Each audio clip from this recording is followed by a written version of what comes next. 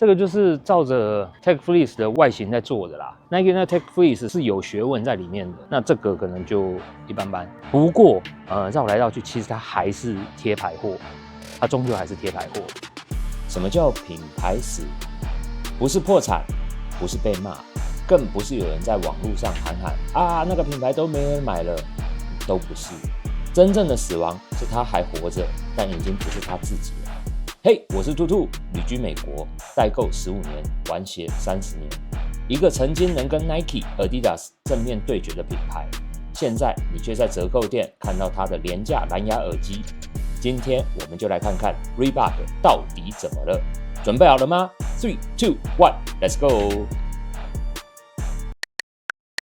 曾经的辉煌，你记忆中的 Reebok 是什么样子呢？时间闪回90年代，上个世纪末，那是神仙打架的年代。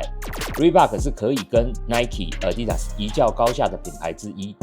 那个时期，每一个品牌都有自己的独家科技，都有自己的当家球星，有一群自己的铁粉。Reebok 有 Pump 充气鞋，有蜂巢湿气垫，有 DMX 10个活气垫。品牌旗下有野兽扣篮王雨人 Shawn Kemp 跟大鲨鱼 Shaq， 这些球员都曾经能与当年如日中天的芝加哥公牛队一决高下。学生的时候啊，除了在走廊上莫名其妙的后仰跳投，自以为是 Michael Jordan， 后来就是莫名其妙突如其来的 crossover 换手运球，因为又自以为自己是 Allen Iverson。那些球鞋、那些球员、那些画面，都是那个年代曾经的辉煌。那是一个没有绝对的王者，但人人都是条好汉的年代。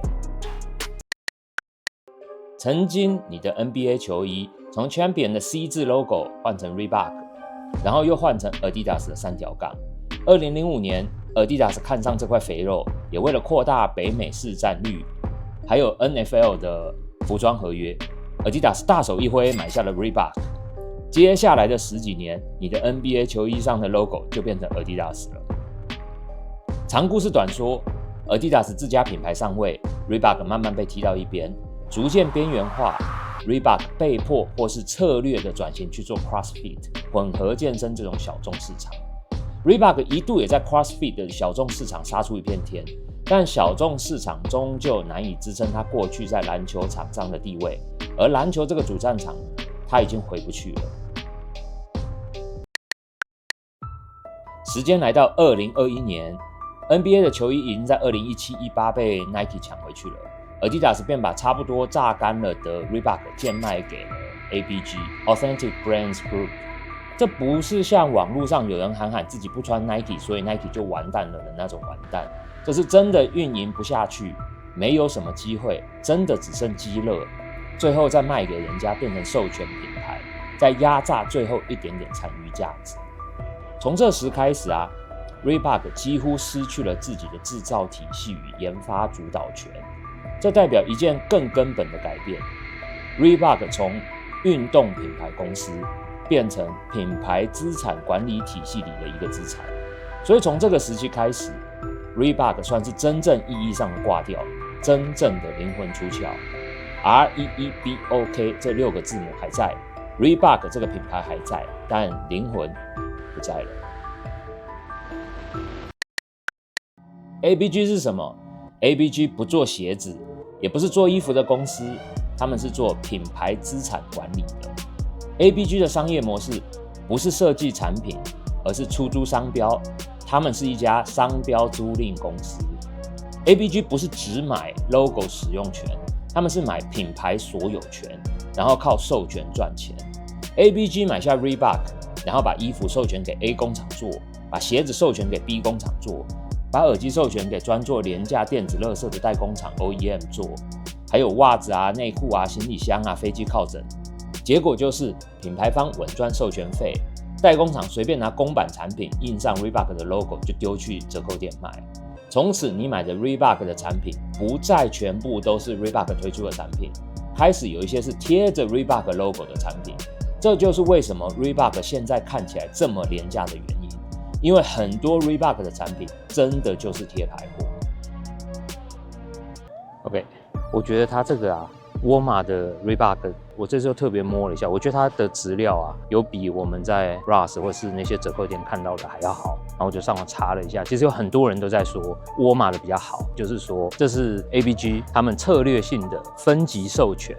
就像 Foot Locker 啊，或者是一些比较高端的百货，它有顶级的授权线，他们就是完全就是走情怀那条路，就是 Iverson 啊，或者是以前那些胖吧球鞋啊，它就是完全是在吃情怀的那个，就是顶级线、顶级复刻线。然后还有一个就是中端的授权线，就是 Macy's 啊，或是 Walmart 啊，然后还有一个比较 low end， 就是比较入门啊，不要说 low end， 比较说入门的授权线，那就是放在折扣店那边。那它是有分3个级次的。那不过它这3个虽然说有不同的授权线，但绕来绕去，其实它还是贴牌货，它终究还是贴牌货。今年 Reebok 也不是没有动作，甚至动作很大，是反扑，或是说试图反扑。2023年先是把 Shaq 找来当 Reebok 的篮球总裁，还有 Allen Iverson 当副总裁，甚至签了 Angel Reese， 还出了专属的签名鞋，看起来很热血，但说穿了，大概就只是看起来很热血而已。背后操盘的还是 ABG， 这很像是 ABG 发现复刻老鞋啊，跟卖情怀啊，还能炸出一些价值。毕竟隔壁棚的勾勾跟3条杠都一直这么做，所以觉得曾经能跟他们匹敌的 Reebok 应该也可以吧。但 ABG 或是 Reebok 并没有真正的投入去研发能匹敌现在科技的实战球鞋。或是说研发已经不是公司核心驱动，隔壁棚的勾勾跟3条杠也尝到无限复刻卖情怀的苦头了，纷纷着手又开始加强研发与创新。那没有灵魂的 Reebok 呢？研发与制造都已经外包，那想要重回巅峰，靠的是什么呢？ Reebok 还有机会重返荣耀吗？品牌是不是还有可能重建呢？市场是不是还有空间呢？我觉得很难。当年 Adidas 不会让你活下去啊，现在 Adidas 加 Nike 加所有其他的品牌都不会给你机会，他们自己都厮杀的尘土飞扬啊，各自都有要对付的竞争对手啊，市场的版图早就分割完毕了。这个就是照着 Tech Fleece 的外形在做的啦。那摸起来是不一样的，差很多，很明显不一样。Nike 那 Tech Fleece 是有学问在里面的，那这个可能就一般般，这个就免。一个失去核心研发能力的品牌啊，一个靠卖 logo 授权在折扣店苟延残喘的品牌，想要重新站上主战场，难度极高。Reebok 的名字还在，但我们认识的那个 Reebok 早就已经死了。要参加这场比拼啊，恐怕连入场券都不知道有没有。OK， 那情怀为什么好卖？因为记忆是模模糊糊的啊，人很容易模模糊糊的就热血沸腾。